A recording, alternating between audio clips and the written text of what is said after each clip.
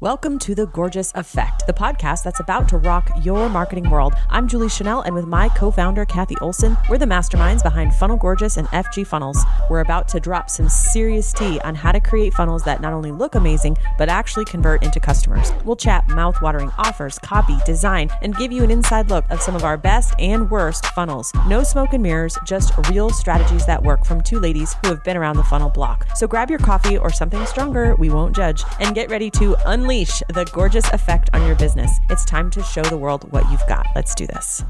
Hey everyone, it's Julie and Kathy. We are back with another episode of The Gorgeous Effect. Today, we are talking about how to double your audience next year. So this is a big topic, but I think there's a lot of stuff we can talk about around doubling your audience. And so I want to kick off this conversation by talking about setting the actual goal. So let's just use our business, Kathy. I mean, I think the first thing we need to do is figure out how big our audience is today, right? And so our email list is about 65,000. And then we have, how many people do we have on our Instagram? Maybe 15,000? Yeah, something like that. 15,000 on our Instagram. We have 16,000 in our Facebook group.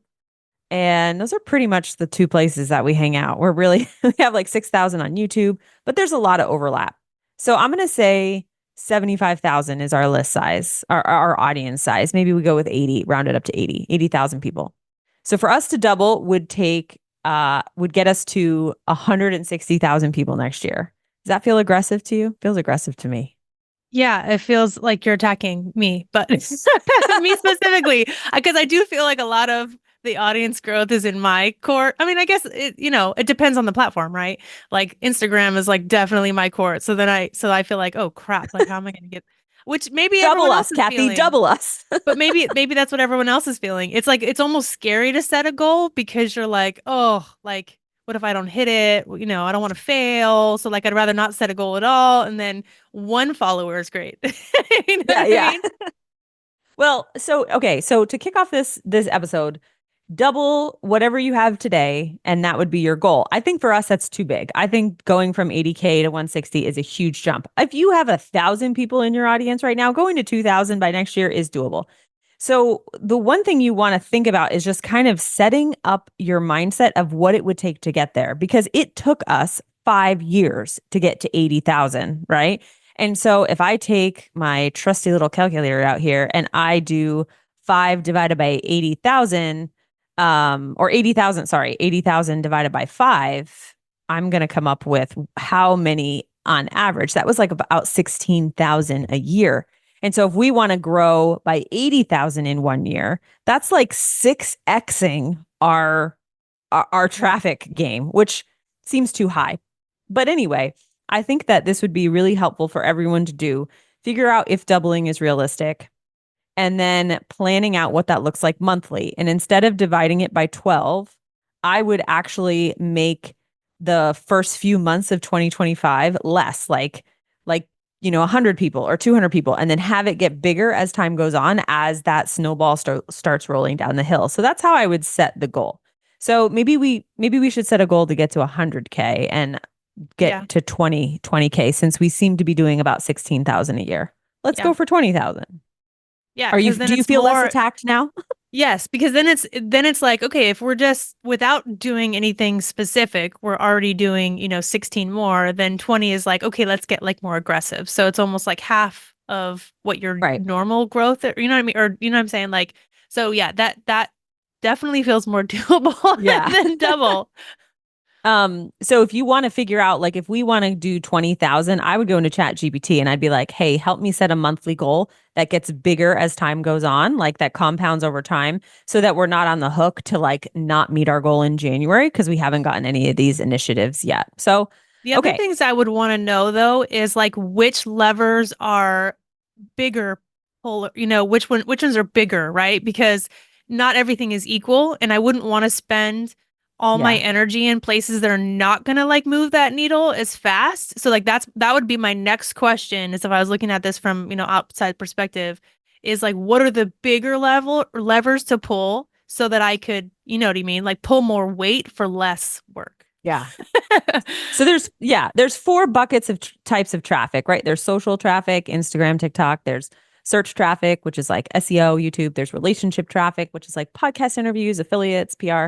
And then there's paid traffic. And paid traffic is the biggest lever you can pull. I know people don't want to hear that. They want to be like, how do I grow without paid ads? But I'm sorry to say that ads are a core strategy that you can use because you don't have to be showing up as much, right? It's like you're paying money, but you don't have to be on social Yeah. media every single day if your Well, ads are running.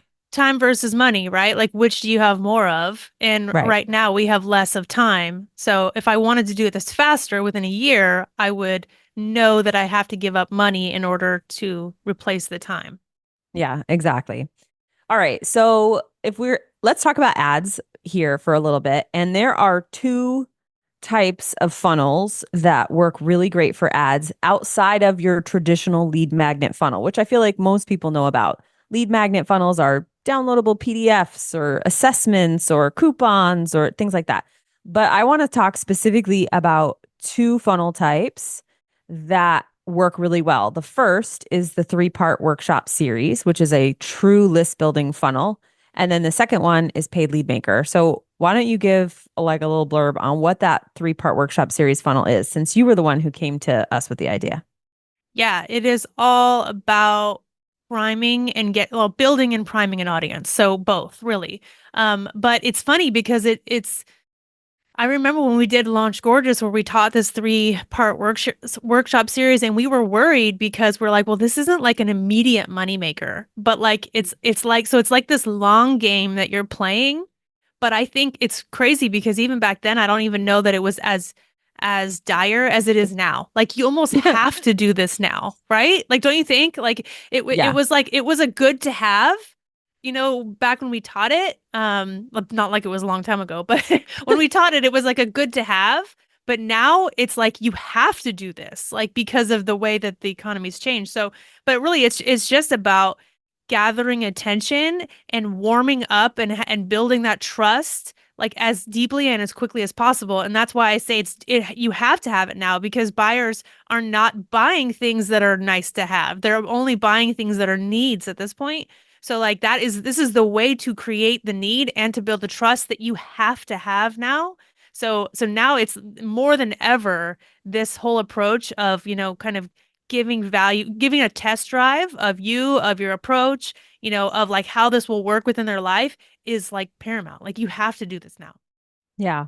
So a couple things about the funnel that work really well. Number one, you can run ads for this funnel longer than like a straight up webinar because it's three workshops once a week. So you pick 3 Wednesdays and you have three different topics. So you can run ads for 2 weeks prior to the series beginning all the way through the series. So you have a 5 week window to run ads, which is it's double what you can run for a webinar or a challenge. The second thing is it's a very high commitment lead magnet, meaning a PDF or a quiz is probably going to get a cheaper lead, but maybe also a lower quality lead. Whereas asking someone to participate in a workshop series is kind of a high commitment. So it tends to be a higher quality lead.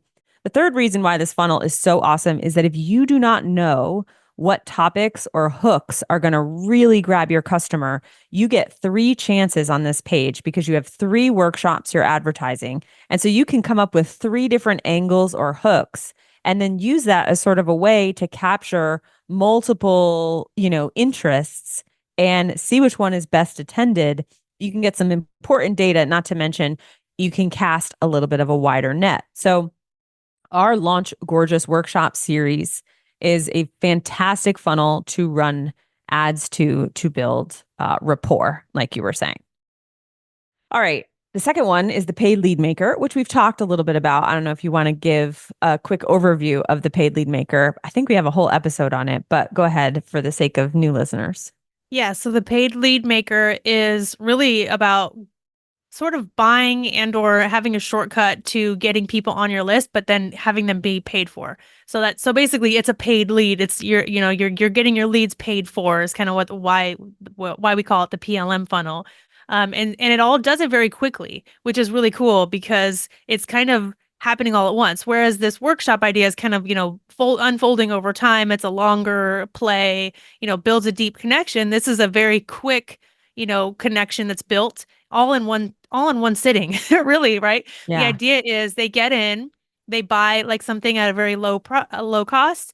There's an order bump that's, like very, also low cost. And then you have an immediate one-time offer, which is like a little bit higher cost, and then you end up paying for the lead. So like basically if you paid, $20 for the lead and then you sold them $37 worth, you've made 17, or but you really can pay up to what you've paid for the lead. So you could actually, if you have an OT on the end that's like, 197 or something, now you can afford to pay $197 per lead and they're still free.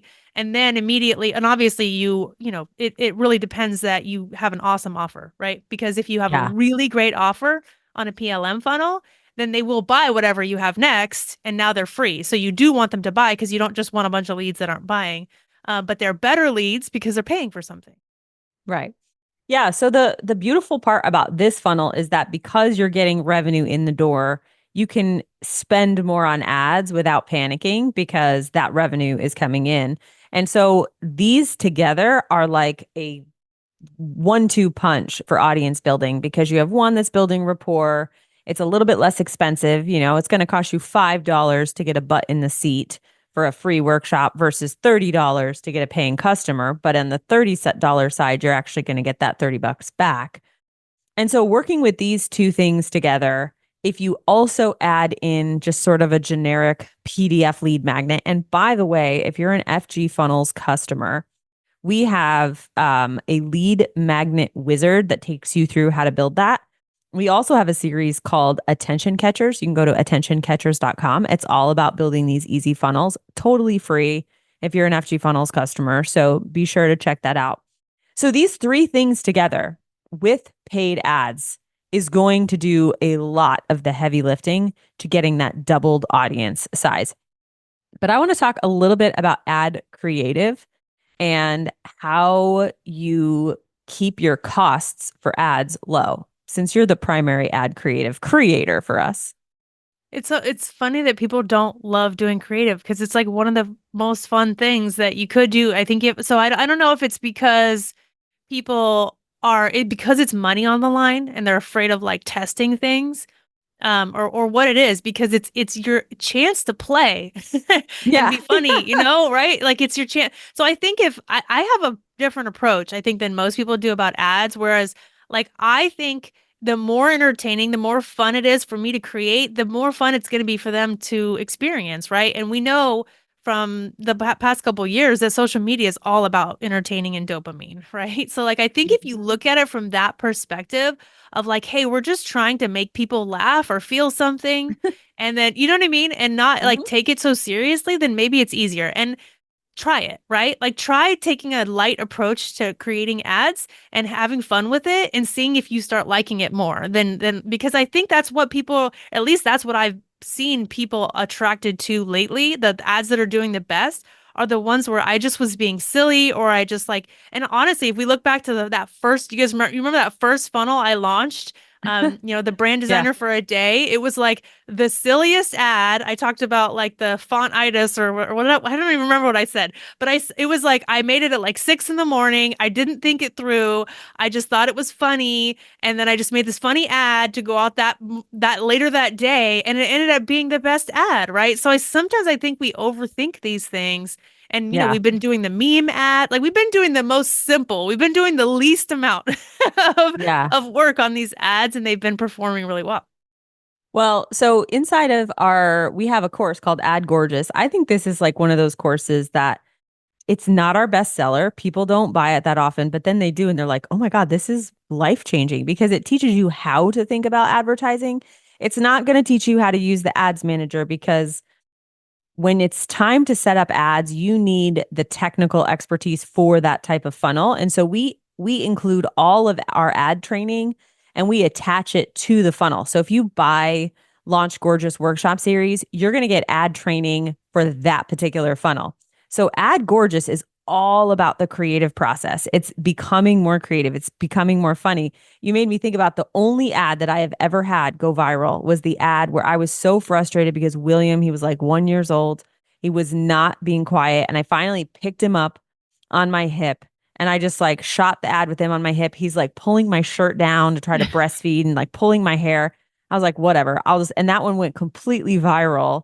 And that's the only ad I've ever had go viral. And it was such a hot mess. So yeah, I agree. I think Yeah, people I think overthink it. it's that's what's fun about Ad Gorgeous is that it's not, about the ad manager or any of that stuff, right? It's really about just making it fun again and just kind of like thinking through creative, like what do you think of? What does this remind you of? Does this remind you of a song? Like could you use a song lyric? Like it's really Yeah. like getting out of your own head and creating good creative. Like Ad Gorgeous really is the offer cure of offers, it's but for ads because Yeah. offer cure is like you have to have a really irresistible offer. So ad gorgeous is really like you have to have an irresistible ad, but irresistible ads are funny human connection pieces. And so when we really dive into like having fun with ads is like when we're going to come up with fun ads. And you think about it just like in anything, that like the poopery commercials, like those are Yeah. all Yeah. just like people just going, I don't know if this is going to work. This is funny. Like so I don't know. I like Ad Gorgeous because it really does kind of think outside the box and it makes things funny and just like and you know what I mean? And with ads, you need to enjoy them because you need to enjoy making them because you will be making them forever and A ever and lot. ever. Yeah. But the more fun you make them, the less money it costs you. It's, Right. like I know whenever we would run ads or we would just start ads with like a new person or something, and they would be like shocked at our numbers because they're like, wow, your ads do so much better than everybody else. And we're like, it really didn't take that much. We just made them fun. Right. And so Yeah. you will spend less and you'll actually have an easier time in the ad manager when your ads are created in a fun way. Yeah. So true. All right. Well, we're going to wrap up this conversation with one last piece around audience building. We started this by saying, hey, you're going to double your audience. And we focused a lot on ads because that really is the big lever to pull. And all of these funnels that we're talking about, the workshop series, the paid lead maker, the basic lead magnets, the attention catchers, you can run them off of social media too. So you can use organic content and send people into these funnels. So it just takes a little bit more work. But this is the last thing I want to say is that people often get tired by social media and by content because they feel like they're just contributing to the noise. They don't know what to say. They're bored. And so I think the solution to the motivation behind social media is becoming a thought leader and actually getting excited about the ideas you want to share. And so my theory, because I have had this habit of communicating with my audience for years, and people are like, how do you do that? Well, I've cultivated a way of thinking that constantly brings up ideas. I think you do the same thing too. And we're always ideating about new ideas. And then the natural next step is to share those ideas. And so inside of our course, Speed of Write, you go to speedofwrite.com. The whole promise of the course is I'm going to teach you how to write faster, but really what I'm doing is I'm teaching you how to come up with ideas and how to get excited about those ideas and then want to share them. Yeah, I just did a huge long Instagram story series yesterday where I just ranted and ranted. I took way too long to say what I was going to say, but I did get a lot of people who commented on it and said, "This is really interesting. This was so good. Do you teach something about this?" And I was like, "Actually, we're going to be teaching. We do have a course on the back burner that's happening maybe in January." Um, Yeah. but it's interesting, right? So like it's like that little rant, and I almost deleted it because I was like, man, this is too long. I got all these comments from it, and then I got people who were like, how can I pay you to do this? So like that is a perfect example of me just like, hey, I need to get on a soapbox and just blah blah blah blah blah, right? And again, it was very, not it was unbridled. It needed to be probably like edited down or whatever, which is fine because it's my stories and I can do that in my stories. But like, what an easy way for me just to talk and just get it off my chest and then see if anyone's interested. Like you have no idea if anyone's interested unless like do you do the same thing with stories where you just kind of like blah blah blah blah and then if you see if people that's like it's a way to kind of test thought leadership, which is really really easy. So I want to suggest that to you guys if you don't you're scared to put it on a reel or like in a big post or an email, can you just throw it out there to some people and just see if they, if they're like resonating and see if they want to learn more about it? Because that was really easy way for me to just kind of get it out there, Well, yeah. And I think inside that course, we talk about people who get stuck because they're like, oh, I got to produce a YouTube video this week. And Right. then they're just paralyzed versus like, no, just cultivate a life that like generates ideas and then try it out on stories or write an Yeah. email or throw up a video. Like, do whatever, like get the information out there. Because what happens is as you get feedback, there are so many times where I start with just an idea. I throw it out on stories or I write an email and then it snowballs. I'm like, man, this could be something bigger. And then before I know it, I've got an entire course, right? Like the whole course of About Darn Time started as a blog post, which started as a random idea. And so people don't realize that you take ideas and you kind of like tumble them around in social media and get feedback. And then they eventually become these really cool frameworks and ideas and products that you can become known for. So if you are feeling kind of stale about social media and you're worried about doubling your traffic in 2025 and feeling like you just don't have like good ideas to share, Speed of Right is going to really help you with that. So anyway, I'll be curious to see how big our audience is in 20 at the end of 2025. I think we can get to 100,000. It's only 20,000 more. So we'll circle back on this in 12 months. Yeah. All Sounds right. fun. All right, guys. Thanks for hanging. Talk to you soon. Thank you so much for hanging out with us today. We're just getting started with this podcast, and we're so excited to have you on this journey with us. If you found value in today's episode, we'd be over the moon if you'd consider subscribing. It's like a virtual high five that keeps us going. And hey, if you're feeling extra gorgeous, leaving a review would mean the world to us. Your words not only make our day, but it also helps other amazing folks just like you find our show through your review. Lastly, if you know someone who could use a little sales pep talk, why not spread the love? Share this episode and let's grow this gorgeous community together.